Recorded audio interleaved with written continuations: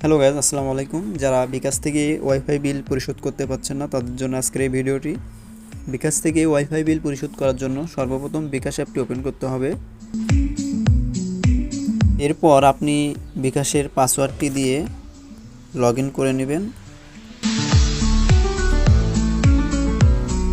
তারপর এখানে লেখা আছে পে বিল অপশনে ক্লিক করবেন। ক্লিক করার পর নিচে লেখা আছে ইন্টারনেট, তো আমরা তারপর ইন্টারনেটে ক্লিক করব। লিঙ্ক 3তে ক্লিক করব।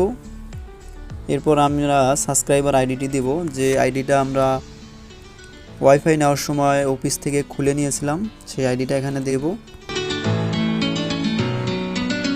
এরপর একটি ফোন নাম্বার দিয়ে দেব। তো ফোন নাম্বারটি আপনার নিজের ফোন নাম্বার দেওয়ার চেষ্টা করবেন। তারপর এখানে ব্যালেন্স যোগ করে দেব।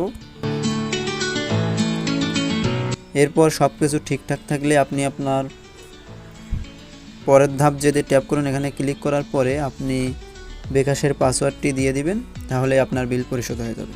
আশা করি ভিডিওটি অনেক ভালো লাগছে। যদি ভালো লেগে থাকে অবশ্যই চ্যানেলটি সাবস্ক্রাইব করবেন এবং ভিডিওতে একটি লাইক করবেন।